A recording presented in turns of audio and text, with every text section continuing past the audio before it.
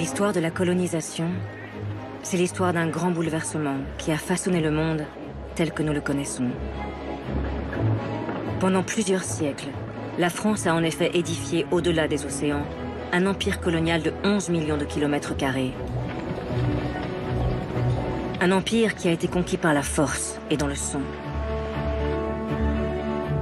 Un empire où vivaient des dizaines de millions d'habitants, maintenus dans une situation de soumission, et qui pourtant n'ont jamais cessé de se battre pour se libérer du colonisateur. Des peuples que la France s'est finalement avérée incapable d'accompagner vers l'indépendance, quand il en était encore temps. Cette histoire, c'est la nôtre. Elle nous raconte aussi la France d'aujourd'hui, alors que de cette confrontation violente entre des peuples est née une irréversible communauté de destin.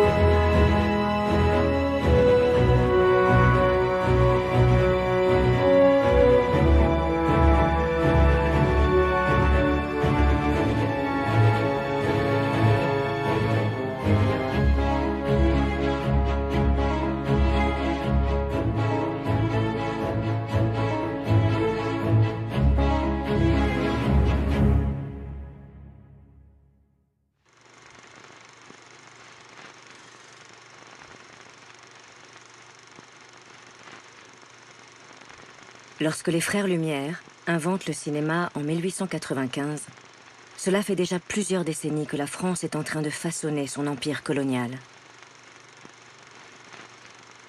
Sur le vieux port de Marseille, l'opérateur Alexandre Promiot s'embarque avec sa nouvelle caméra, à destination de ses colonies françaises.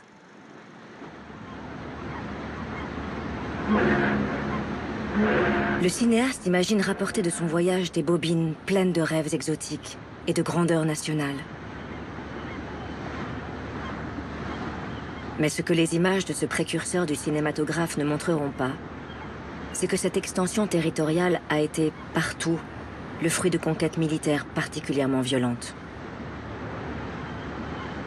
Car là où la France a tenté de planter son drapeau, elle a dû faire face à une résistance acharnée.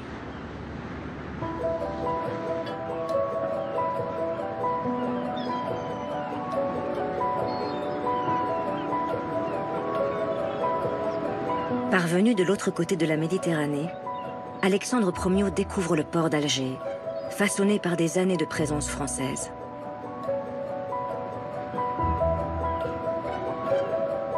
Promiot capte pour nous l'étonnante place du gouvernement, mélange colonial si typique quand se côtoie la tradition religieuse locale et la passion de la République pour les statuts de ses gloires militaires.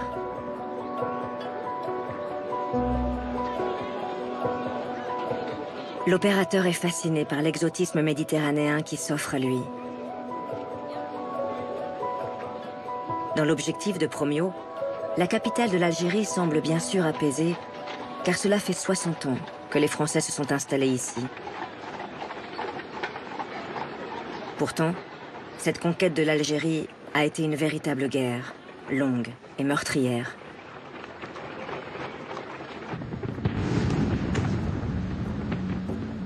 Une conquête qui commence en juin 1830, lorsque la flotte française bombarde Alger à la demande du roi Charles X, sous prétexte de libérer des esclaves chrétiens. En réalité, le roi veut redonner de l'éclat à son règne et surtout favoriser les armateurs du port de Marseille.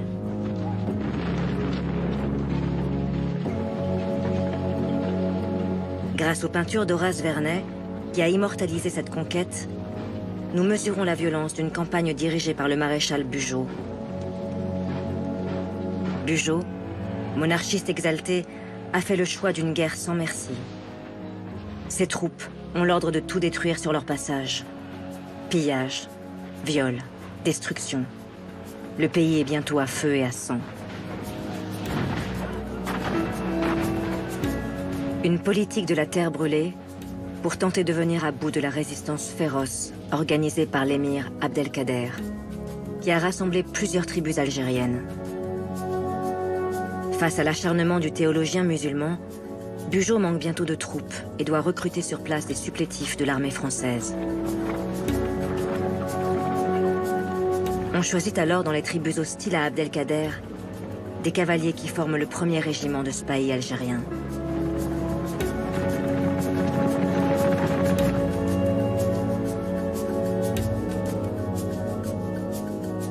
Un renfort crucial pour les troupes de Bugeaud, qui finissent par prendre le dessus.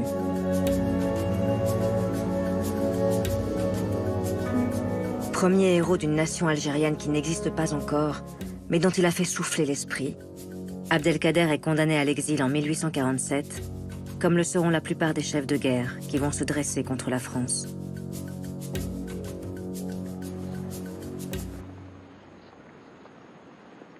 Il faudra plusieurs dizaines d'années aux soldats français pour finalement conquérir l'ensemble du territoire, d'Oran jusqu'à Constantine.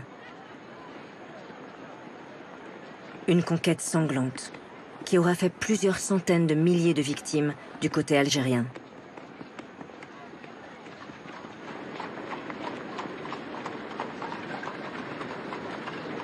Et voilà la France qui fait de l'Algérie une colonie de peuplement, se déployant dans les principales villes du pays, comme ici, à Tlemcen.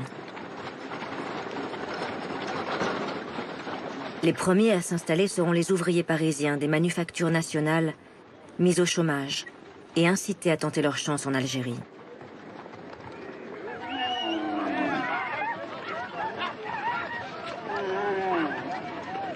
Puis ce seront les paysans des campagnes françaises, d'Espagne ou d'Italie, qui, pour tenter d'offrir un avenir décent à leurs enfants, répondront à l'appel du gouvernement français.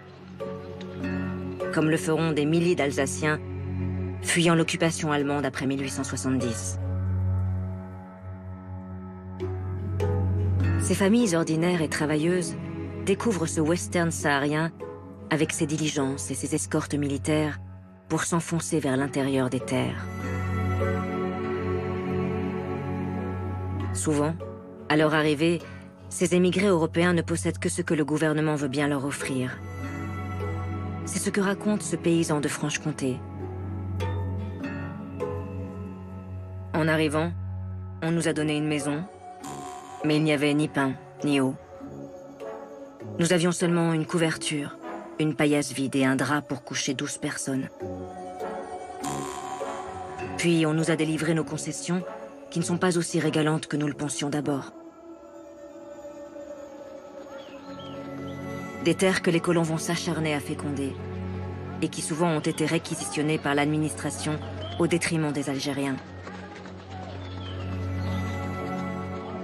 Bientôt, des villages entiers sont construits selon les plans fournis par le génie militaire. Un rectangle de 500 mètres de long, percé de 7 rues alignées et se coupant à angle droit, dont plusieurs emplacements sont réservés pour l'école, la mairie et l'église catholique.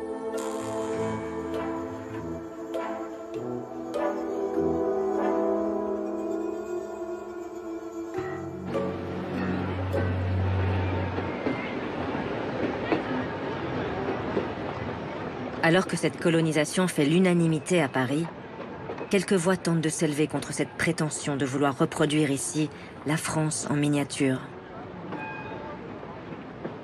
C'est le cas du journaliste et écrivain Guy de Maupassant, qui s'étonne de cette transformation de la ville d'Alger lorsqu'il est envoyé en reportage par le journal Le Gaulois.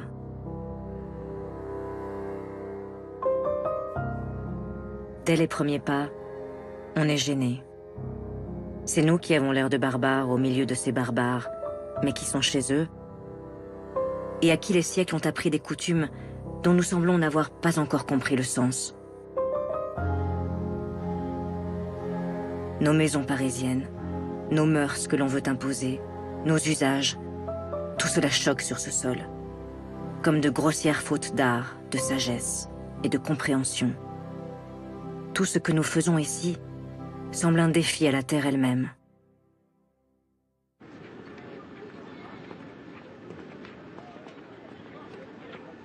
Cette étonnante Algérie coloniale que Guy de Maupassant critique en 1880 est devenue la fierté de la République. 3 départements, d'Alger, d'Oran et de Constantine, qui sont venus renforcer l'ancien domaine colonial français, né au XVIIe siècle.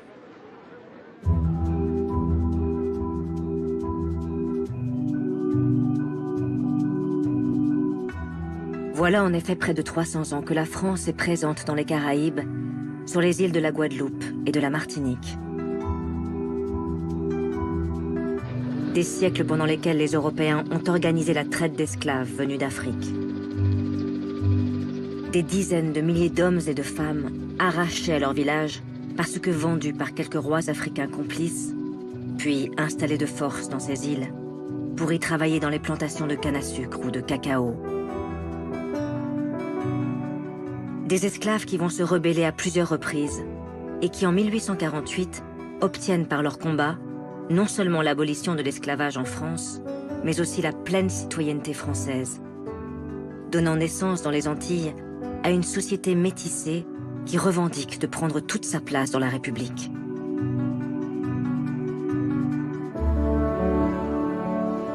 Les anciennes colonies, c'est aussi la Guyane française, accrochée à l'Amérique du Sud, qui était à l'origine une colonie pénitentiaire avec le bagne de Cayenne. C'est enfin l'île de l'océan Indien, au large des côtes africaines, que l'on appelait Bourbon et qui est devenue l'île de la Réunion.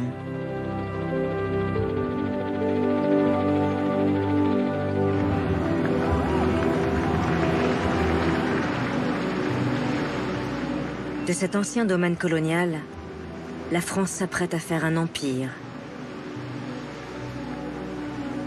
Car une course au territoire vient de s'enclencher avec la Grande-Bretagne.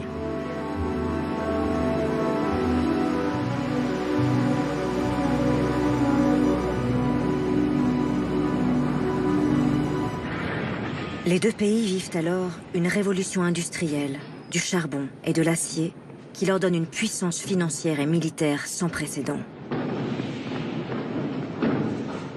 Une expansion territoriale leur permettrait de trouver les matières premières, comme les débouchés commerciaux nécessaires à leur industrie en plein développement.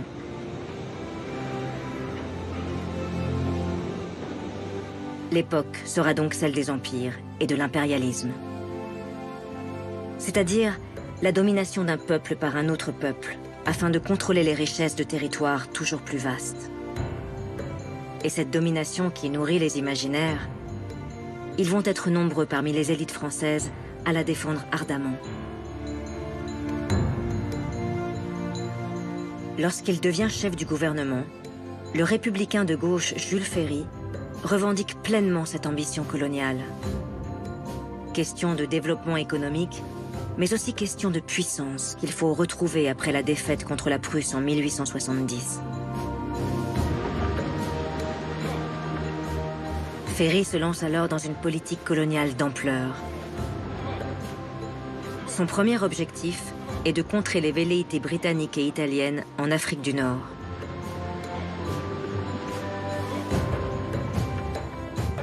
Sa première cible sera donc la Tunisie. Prétextant la dette contractée par le bey de Tunis auprès de banques françaises et la tension qui règne à la frontière de l'Algérie, le gouvernement décide d'intervenir militairement.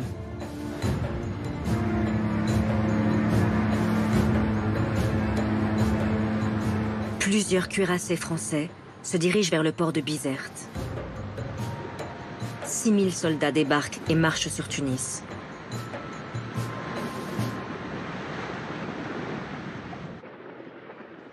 Le bey de Tunisie, dans son palais du Bardo, ne peut résister militairement à la France. Il est obligé d'accepter en 1881 que son pays devienne un protectorat français. La Tunisie est désormais sous le contrôle étroit d'un résident général nommé par Paris.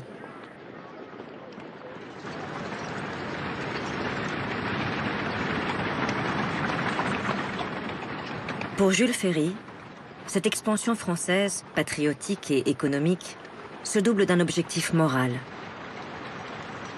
La colonisation est pour lui une question de civilisation. Comme beaucoup à l'époque, Ferry a la conviction que les Européens ont le devoir de civiliser ces races d'Afrique et d'Orient, que l'on considère alors comme inférieures. C'est ce qu'il explique aux députés. Est-ce que quelqu'un peut nier qu'il y a plus de justice, plus d'équité, plus de vertu sociale dans l'Afrique du Nord depuis que la France a fait sa conquête?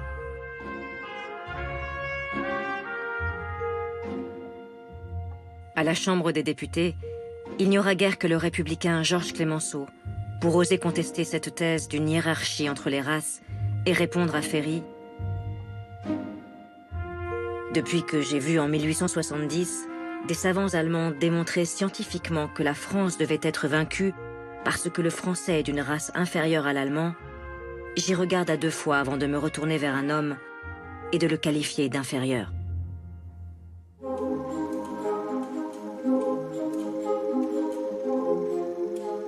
Mais la France, qui rêve d'avancées technologiques et de modernité en cette fin du 19e siècle, n'entendra pas Clemenceau. Et la gauche préfère se rallier à l'idée d'une colonisation civilisatrice, fidèle à la philosophie des Lumières. Une colonisation qui, au nom du progrès humain, ne doit pas connaître de limites. À l'image de ce que défend au même moment Victor Hugo, le grand écrivain qui, dans un discours si typique de l'époque, apporte avec vigueur son soutien au projet colonial de la France.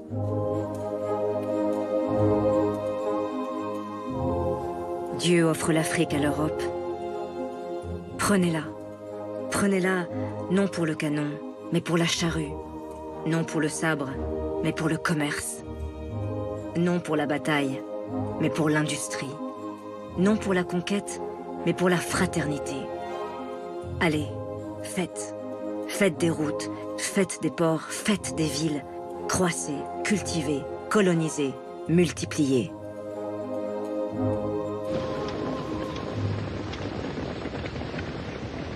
Jules Ferry va dépasser les espérances de Victor Hugo. D'autant qu'il ne compte pas perdre un instant, car la Grande-Bretagne a déjà pris une longueur d'avance, se déployant de l'Inde à l'Afrique du Sud. Si la France ne veut pas être distancée, elle doit lancer des expéditions sur tous les continents et d'abord porter son regard au-delà du Sahara, vers l'immense Afrique noire.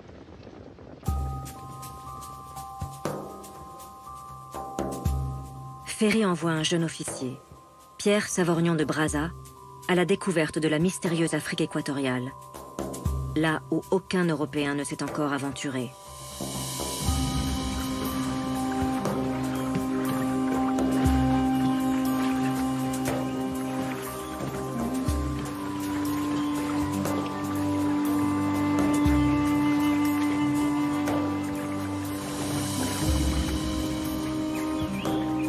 L'officier de marine à l'âme d'explorateur veut être un des premiers à atteindre le fleuve Congo au sud de l'équateur.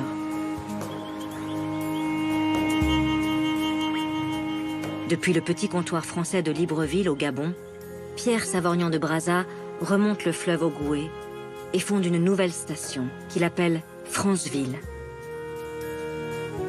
Puis, il part à la recherche du mythique fleuve Congo dont on ignore l'emplacement exact. Les derniers kilomètres seront les plus difficiles, comme il le racontera. Nous avons laissé notre radeau pour marcher sur un plateau inhabité. Brûlé par le soleil, plusieurs fois égaré, je me croyais perdu. À 11 heures du soir, après une dernière marche forcée, notre vue s'étendit tout à coup sur une immense nappe d'eau dont l'éclat argenté allait se fondre à l'ombre de hautes montagnes. Le Congo, le mystérieux fleuve, coulait majestueusement à nos pieds. C'était là un de ces spectacles qui imposent aux voyageurs un silence religieux. Dans ce silence, mon cœur de Français battait plus fort, car je savais qu'ici allait se décider le sort de ma mission.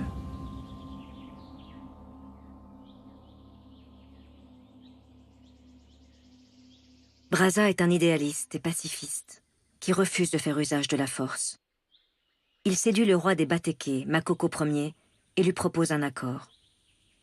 Le roi, sans forcément mesurer les conséquences de sa signature, accepte le traité qui fait de son territoire le long du fleuve Congo un protectorat français dont la capitale sera Brazzaville.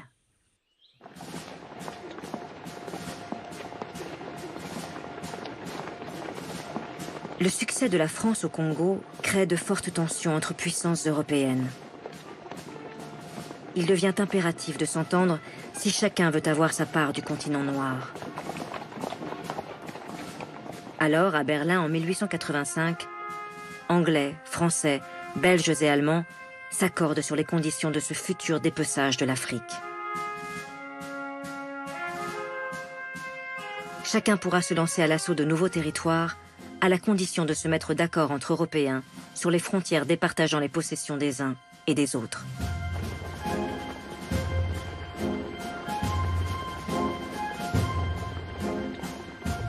Cet accord de Berlin est comme le signal qu'attendait l'armée française pour s'élancer en Afrique sur plusieurs fronts, au départ des comptoirs français de Saint-Louis et de Dakar, au Sénégal.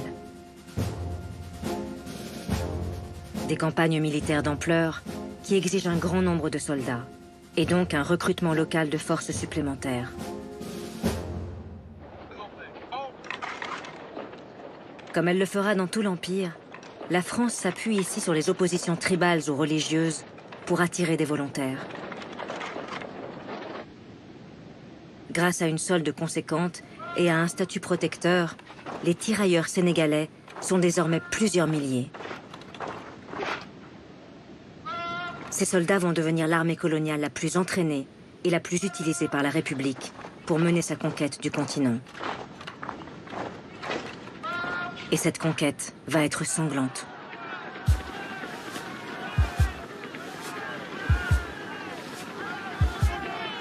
Car l'Afrique, loin d'être un terrain vierge de civilisation comme on veut se le faire croire à Paris, est structurée depuis des siècles par de nombreux royaumes et de grands empires nomades.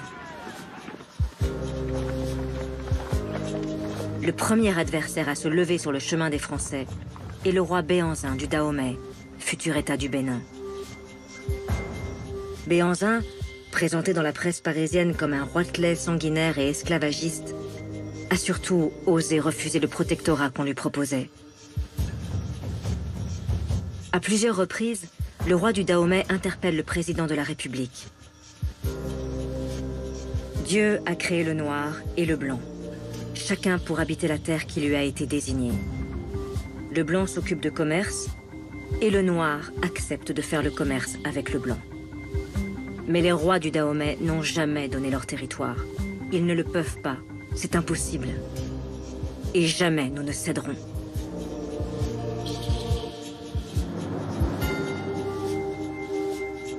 De violents combats opposent les Français aux Amazones de Béhanzin.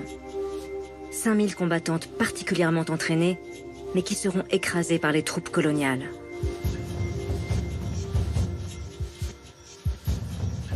Béhanzin, comme l'Algérien Abdelkader avant lui, sera exilé loin de son Afrique natale, sur l'île de la Martinique.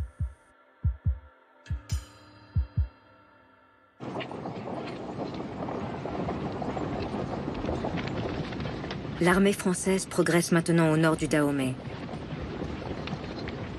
Mais la résistance va être d'une toute autre ampleur lorsque les officiers coloniaux vont affronter Samori Touré, chef guerrier mandingue régnant sur plus de 400 000 km². Un vaste empire nomade, unifié par l'islam, qui s'étendait de la Guinée actuelle à la Côte d'Ivoire et jusqu'au Burkina Faso.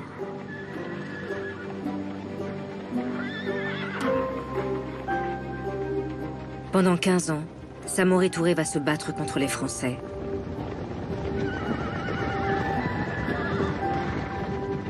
Mais malgré ses 30 000 hommes, Samori résistera difficilement à la puissance de feu française. Obligé de se replier, il est capturé en 1898.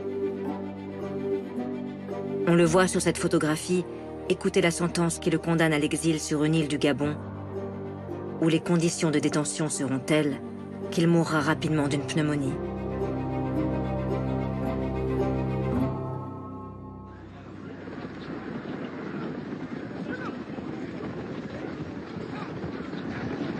Avec la chute de Béhanzin, puis de Samori Touré, et bientôt celle d'Amadou le Tout-Couleur au Mali, c'en est terminé au tournant du XXe siècle des empires africains qui ont résisté tant qu'ils le pouvaient, avant finalement d'être tous balayés.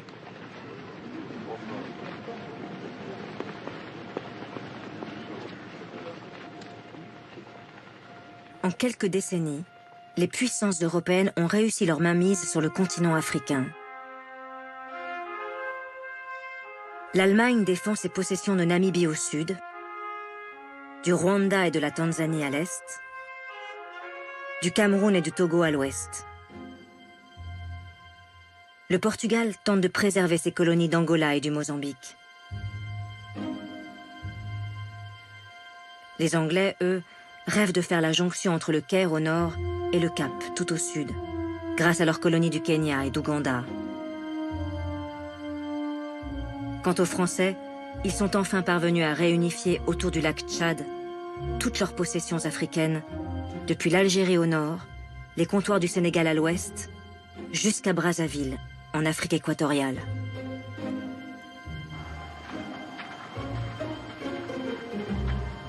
Le domaine africain de la France est donc devenu particulièrement vaste. Les militaires français ne sont que quelques milliers pour plus de 10 millions d'habitants. Ils tentent de se déployer sur ce territoire grand comme l'Europe, construisant ici et là de petits forts, censés marquer la puissance française.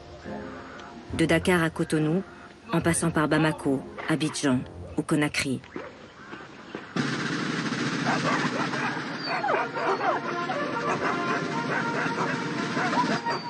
Mais souvent livrés à eux-mêmes, loin des villes, dans de vastes territoires désertiques, les officiers de l'infanterie coloniale doivent administrer, comme ils le peuvent, des tribus entières.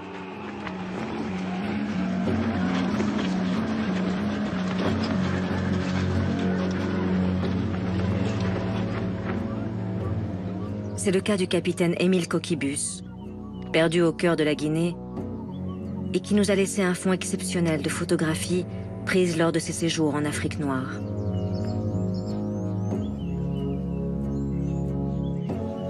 Les officiers, isolés, régulièrement frappés par des fièvres, sont souvent troublés par les conditions de leur séjour. Ils ressentent cette angoisse typique de la coloniale. Et si ces femmes et ces hommes, tellement nombreux, refusaient leur autorité? Coquibus, dans son journal, l'exprime à plusieurs reprises. Ce matin, le capitaine m'a fait part de son rêve de la nuit. Il était si terrible qu'il s'est réveillé en poussant un cri. Il y avait des tués et des cadavres palpitants. Les Noirs n'osent se défendre ni se plaindre.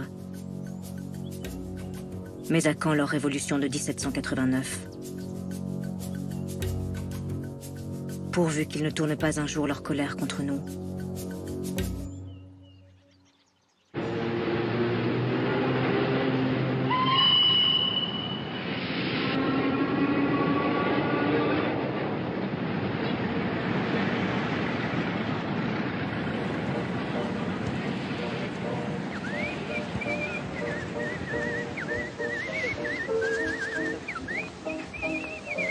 À Paris, la belle époque illumine les années 1900 et les Français s'intéressent bien peu aux conquêtes coloniales de la République.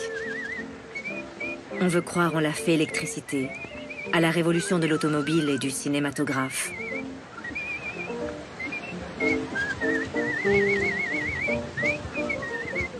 De ce vaste empire que la France est en train de façonner, les Français ne savent rien, ou presque. Le peu qu'ils en connaissent vient de cartes postales exotiques envoyées par ceux qui ont fait le choix de partir aux colonies, comme on disait. Un exotisme qui joue sur la grandeur française et surtout sur l'érotisme supposé des femmes de l'Empire. Des femmes à la beauté enivrante, forcément soumises.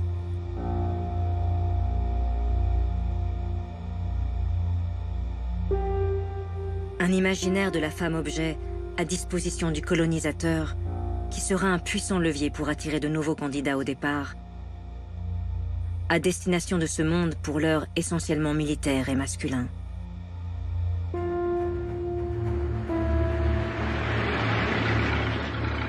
Un monde colonial qui va en 1905 choquer l'opinion publique, lorsque des récits sanglants vont parvenir jusqu'à Paris.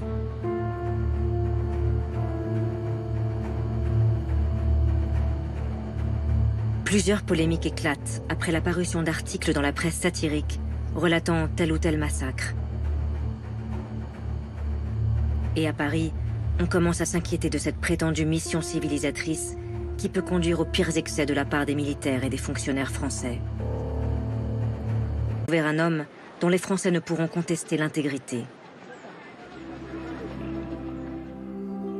Ce sera Pierre Savorgnan de Brazza, le héros de l'Afrique équatoriale, qui fait depuis plusieurs années le bonheur des publicitaires et qui est tiré de sa retraite par devoir.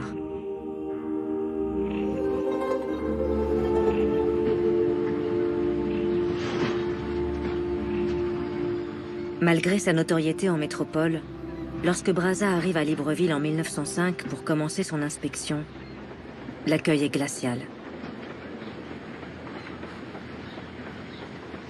Car le gouvernement qui manque de fonctionnaires pour ses colonies a préféré déléguer sa mission à 40 sociétés privées chargées d'administrer l'Ubangi, le Gabon et le Congo, en échange du monopole commercial sur les richesses locales, bois, ivoire, caoutchouc. Ce capitalisme colonial particulièrement vorace préfère s'enrichir au plus vite, plutôt que de créer des écoles ou des dispensaires, comme il s'y était engagé. Les sociétés concessionnaires ne souhaitent donc pas du tout que l'on vienne regarder de près leurs agissements.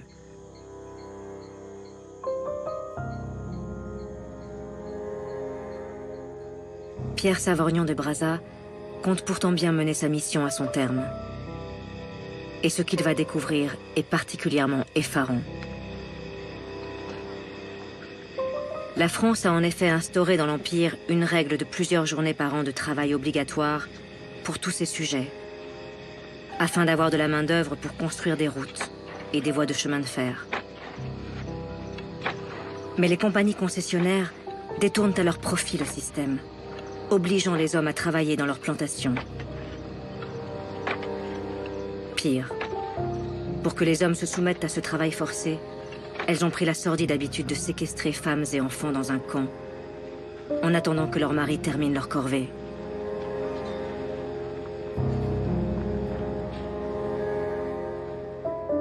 Et leurs conditions de détention sont telles que régulièrement les prisonnières, comme les enfants, ne survivent pas. Brazza comprend vite que les agissements des sociétés sont couverts par l'administration coloniale. Désespéré, il écrit à un ami. « J'ai trouvé dans l'Ubangi-Chari une situation impossible.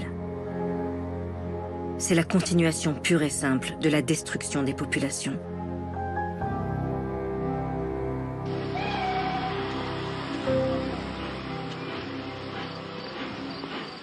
Tourmenté par ce qu'il a découvert, Pierre Savorgnan de Brazza reprend le chemin de la métropole, rassemblant ses notes, afin de rédiger un rapport qui s'annonce explosif.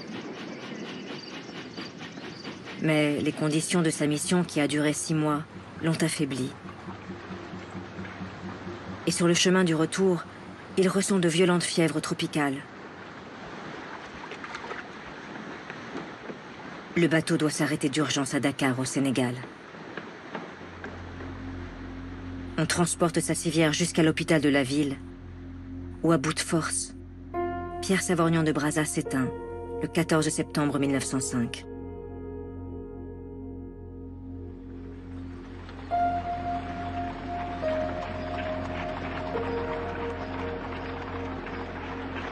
Il y aura bien finalement un rapport Brazza, rédigé par une commission parlementaire à partir des notes de l'explorateur.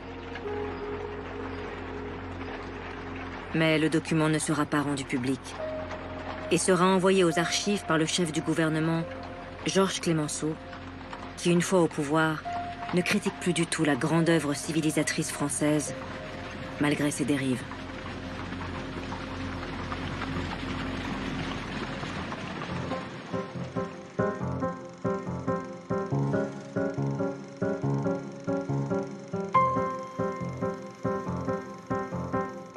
Avec la mort de Brazza, c'est un idéal humaniste qui semble disparaître, tant la société française est en train de se radicaliser vis-à-vis des peuples colonisés, et notamment des Africains. Si Jules Ferry défendait sincèrement l'idée que tous les peuples pourraient progresser grâce à la colonisation, cette inégalité de civilisation s'est peu à peu transformée en une inégalité raciale, théorisée par certains scientifiques qui voudraient démontrer que les Blancs sont intrinsèquement supérieurs aux Noirs.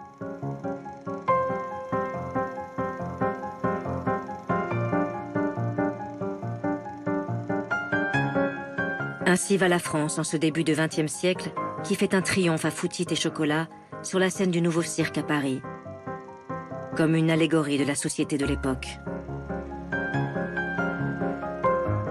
Chocolat, de son vrai nom Raphaël Padilla, et Georges Foutit jouent les rôles devenus classiques au cirque de l'Auguste et du clown blanc.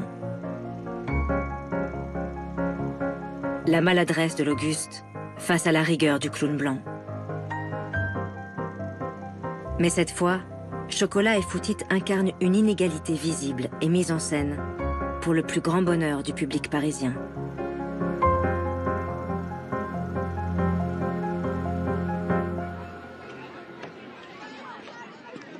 Car les Français sont en train de découvrir l'altérité lors d'expositions coloniales qui pour la première fois font venir jusqu'à eux ces peuples inconnus, à la couleur de peau différente.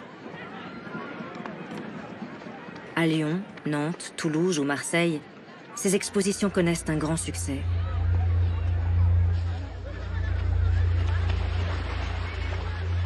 Des centaines de figurants sont notamment recrutés au Sénégal pour reconstituer des villages africains traditionnels, comme sur ces images tournées au jardin d'acclimatation de Paris. Des numéros au caractère folklorique dont les figurants sont rémunérés. Mais cette mise à distance des Africains, considérés comme des objets de curiosité, insuffle dans la société l'idée d'une hiérarchie entre les hommes. Et ces indigènes, comme on les appelait alors, que l'on exhibe avec leurs coutumes ancestrales, deviennent automatiquement, aux yeux du public, inférieurs aux Français et à leur civilisation.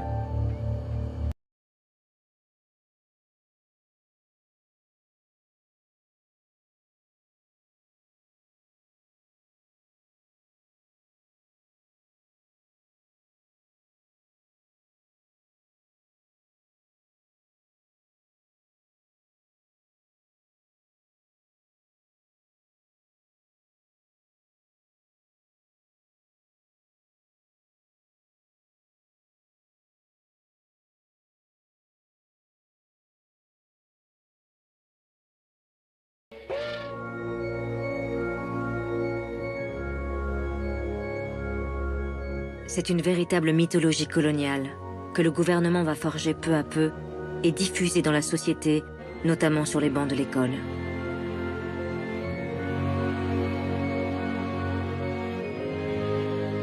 Des protège-cahiers distribués aux enfants racontent les héros et les grandes heures de cette expansion française afin qu'ils s'imprègnent d'une histoire qui doit devenir la leur.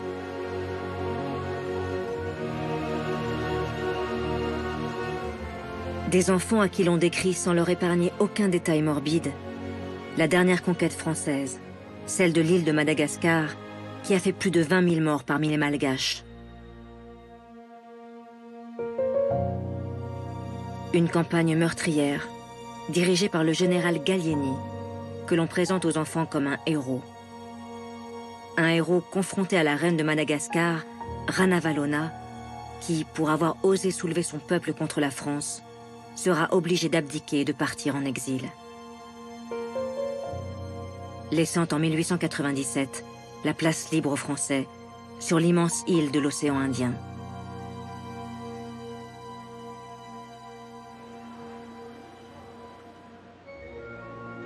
Cet empire qui ne cesse de s'agrandir et de déployer sa mission civilisatrice devient ainsi à l'école le meilleur support pour les leçons de géographie.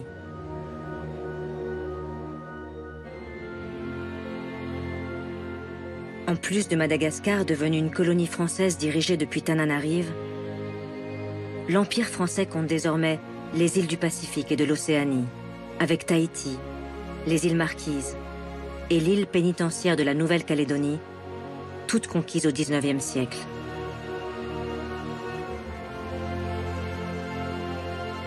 En Afrique, le ministère des colonies a créé 2 grandes zones administratives.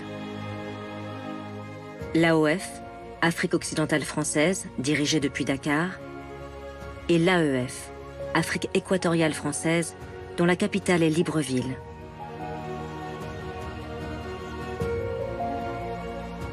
Surtout, la France a créé en Asie une fédération d'Indochine, qui regroupe ses possessions du Cambodge, du Laos, du Tonkin, d'Annam et de Cochinchine. Une fédération que l'on surnomme bientôt la perle des colonies françaises.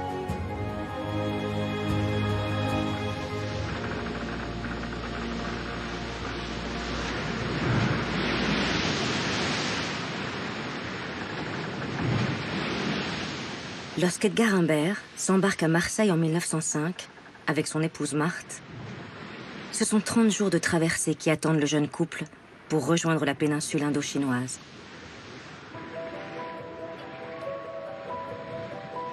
Edgar Humbert, passionné de photographie, est lieutenant dans l'infanterie coloniale. Il doit rejoindre son régiment à Hanoï, au Tonkin.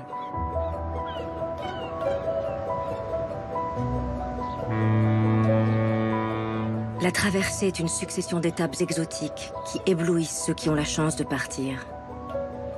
Et d'abord, Port Saïd, dans la colonie britannique d'Égypte.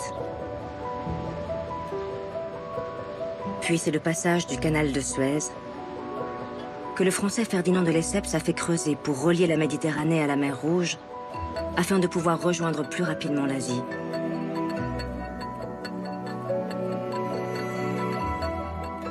Puis ce sera Aden en Éthiopie, Colombo au Sri Lanka, et l'incroyable île de Singapour, le Gibraltar de l'Extrême-Orient, comme les Britanniques appellent alors leur colonie de Malaisie. Après plusieurs escales et des semaines de traversée, le paquebot arrive enfin en vue de Saïgon, capitale de la Cochinchine au sud de l'Indochine française.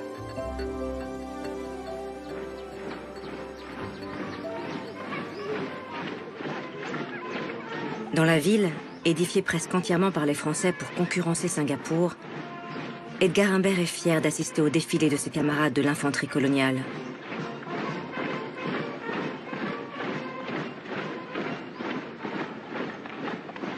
Une démonstration de force qui rappelle que la conquête de la péninsule a été ici aussi particulièrement violente.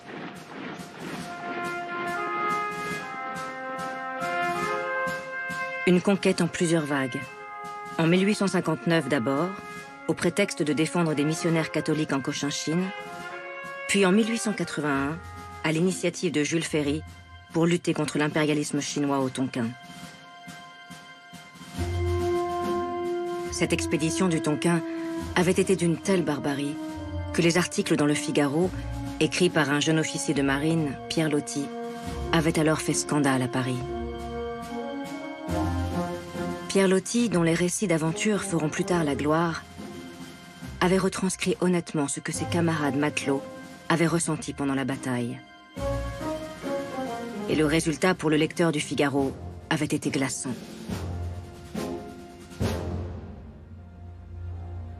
Les derniers anamites dégringolent des murs, absolument affolés. Les Français tirent sur eux presque à bout portant et les abattent en masse. Ceux qui avaient la poitrine crevée criaient d'une manière profonde et horrible, en vomissant leur sang dans le sable. On tuait presque gaiement, déjà grisé par les cris, la fumée, par la couleur du sang. Et on se réjouissait de voir tous ces incendies, de voir comme tout allait vite et bien, comme tout ce pays flambait.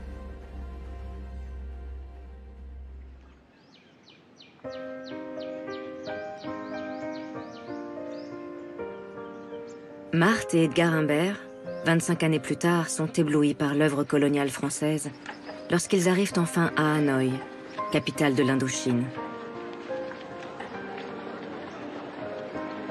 Le jeune couple se promène dans ces nouveaux quartiers que les Français ont imaginés à côté de la vieille ville, et où trône désormais une cathédrale flambant neuve, non loin de la rue Paul Bert et de l'Opéra Français construit en miniature sur le modèle de l'Opéra Garnier.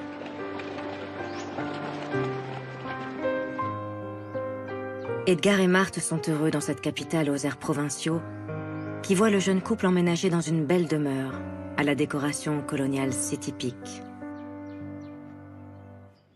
Marthe est le premier modèle de son mari, photographié dans leur intérieur cossu et dans son intimité.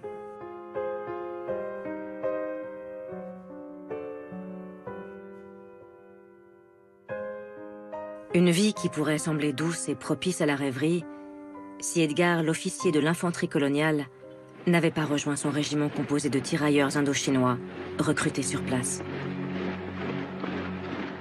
Des supplétifs de l'armée française chargés comme partout dans l'Empire de maintenir l'ordre.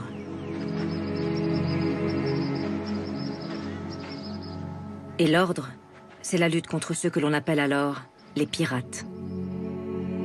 Les pirates, ce sont tous les adversaires de la présence française que l'on dénomme ainsi afin de discréditer leurs opérations contre la puissance coloniale. Cette occupation française est notamment contestée par un groupe autour de l'intellectuel Phan Boi Cho qui tente de faire naître un sentiment national vietnamien. Aidé de la Chine et du Japon, il fomente plusieurs complots contre la France, dont le plus célèbre se déroule en 1908. Le projet de ces rebelles était d'empoisonner toute la garnison française de Hanoï avec la complicité de certains tirailleurs indochinois. La répression de la France sera d'une sévérité extrême à l'encontre des tirailleurs que l'on voit ici dans la prison de Hanoï porter l'humiliante cangue en bois traditionnelle. Plusieurs d'entre eux seront condamnés à mort et décapités. Une exécution sordide, en public, que l'on photographie pour en faire ensuite des cartes postales qui seront envoyées en métropole. Bon souvenir d'Indochine et de la rigueur française face à ses ennemis.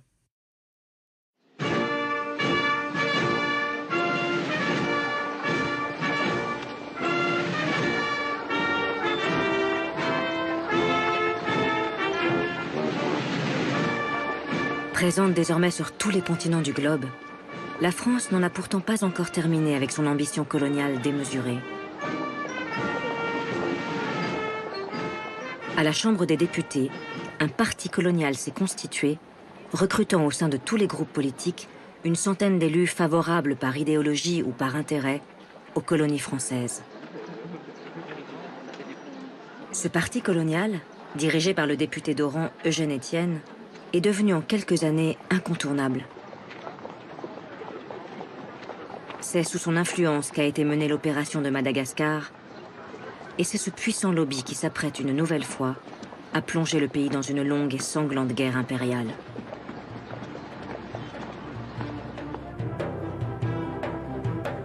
Car il reste encore un territoire africain à conquérir, qui pourrait permettre à la France de contrôler toute l'Afrique du Nord. Le sultanat du Maroc va donc devenir sa nouvelle cible.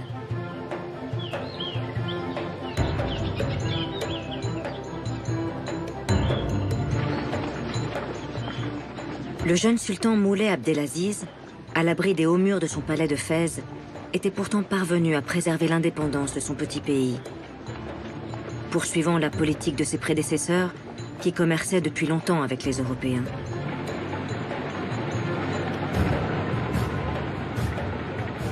Allemands, Français, Espagnols et Britanniques étaient les bienvenus dans le port de Tanger et le long de la côte. Mais dans une tragédie en 3 actes, dont les acteurs seront les puissances européennes, le Maroc va voir son destin lui échapper.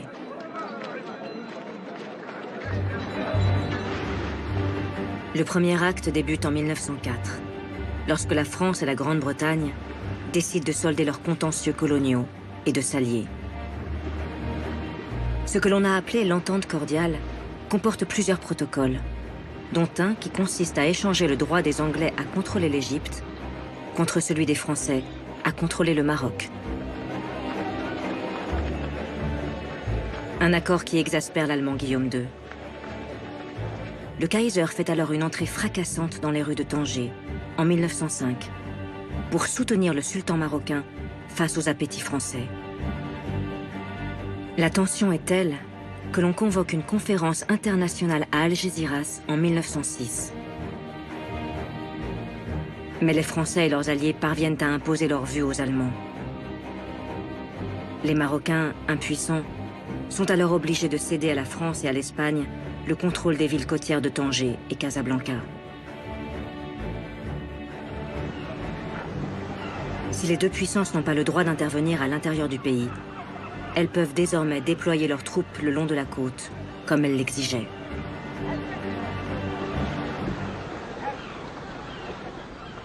Mais sur le terrain, les Marocains ne vont pas se laisser faire.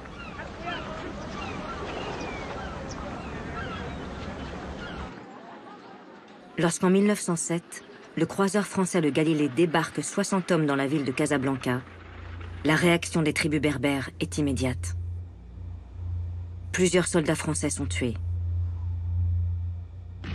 En représailles, le commandant du Galilée décide de bombarder Casablanca. Des milliers de Marocains perdent la vie.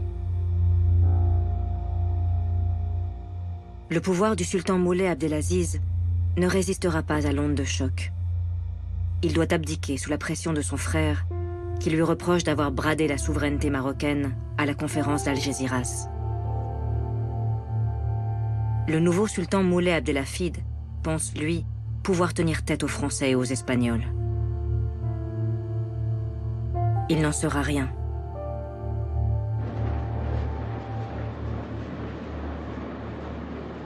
Sous la pression du parti colonial, qui pousse à l'annexion du Maroc, et sous le prétexte toujours le même de troubles à la frontière algérienne, la France multiplie les opérations militaires à partir de 1908, s'engageant dans une guerre coloniale de plus de 25 années, sans doute la moins connue de son histoire. Ces opérations sont soutenues par une large majorité de députés, à l'exception notable des socialistes.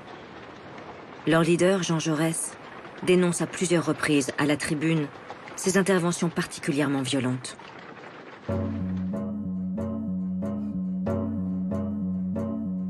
Messieurs, à mesure que notre intervention au Maroc est plus étendue, plus dure et plus brutale, je me demande avec une angoisse croissante et sincère de quel droit nous portons la guerre et le feu au cœur même de ce pays.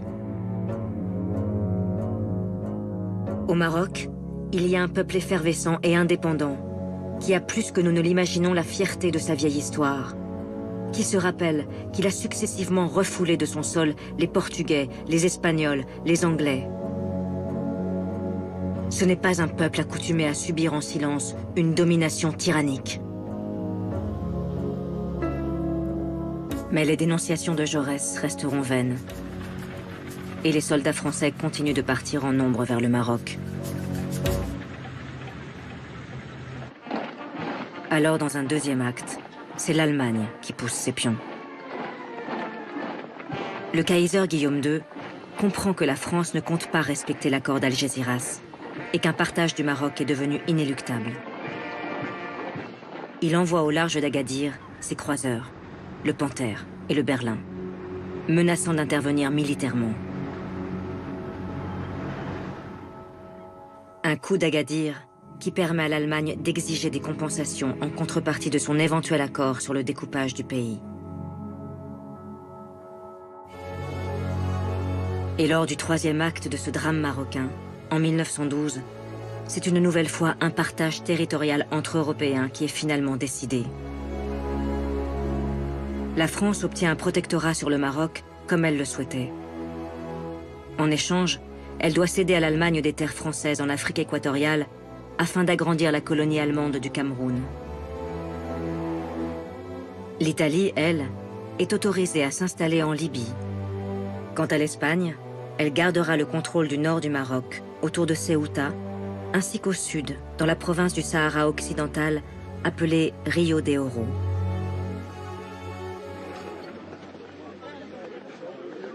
Comme elle le fait pour toutes ses conquêtes coloniales, c'est un militaire que la France choisit pour diriger son nouveau protectorat du Maroc. Lorsqu'il parade à cheval dans les rues de Casablanca, le général Hubert Lyautey a derrière lui une longue carrière d'officier colonial, passé par Madagascar, puis par l'Indochine.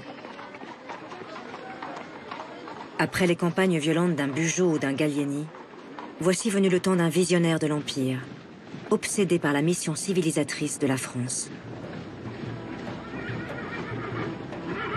Mais Lyautey devra remettre à plus tard l'ambitieux plan qu'il a en tête pour le royaume. Car il doit faire face à un soulèvement généralisé des tribus marocaines qui n'acceptent pas le protectorat français. Alors, pour tenter de circonscrire la rébellion, le général fait venir de métropole et d'Afrique noire des milliers de soldats supplémentaires. Et l'armée française de s'enfoncer en direction du sud et de s'installer dans des campements à perte de vue. Ils sont 50 000 soldats dès 1912 et ils seront 70 000 en 1913. Lyautey veut obtenir la reddition des chefs de tribu par tous les moyens. Mais la France n'aura pas le temps de terminer sa campagne marocaine. Le général Lyautey doit brutalement interrompre ses opérations à l'été 1914, lorsque l'opposition entre l'Allemand Guillaume II et le Russe Nicolas II entraîne tout le continent européen dans la guerre.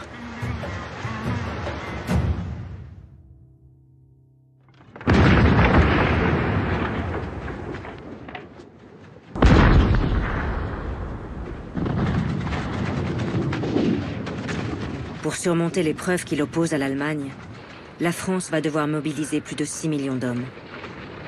Mais elle peut désormais compter sur ses colonies, conquises depuis 1830. Plus de 600 000 soldats et 200 000 ouvriers vont ainsi venir d'au-delà les océans.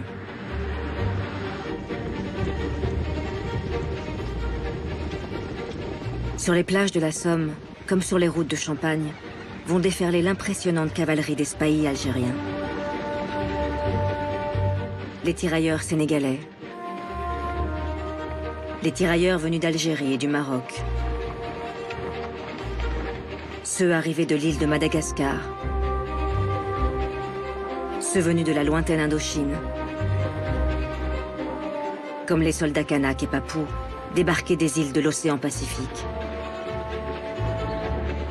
Pour la première fois, les Français mesurent réellement l'importance de leur empire colonial qui va permettre au pays de tenir tout au long des 4 années de cette Première Guerre mondiale dévastatrice. Une guerre finalement remportée par la France et ses alliés, pendant laquelle 1 400 000 Français perdront la vie, dont plusieurs dizaines de milliers de tirailleurs.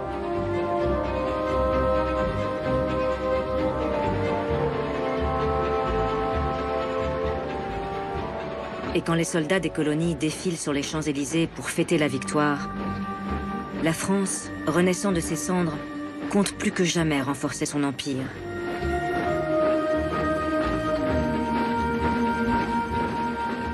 Mais cet empire tout-puissant, qui s'apprête à vivre son apogée, est un colosse aux pieds d'argile. Et la France, si elle souhaite le conserver, devra y mener de profondes réformes. Ce qu'elle va s'avérer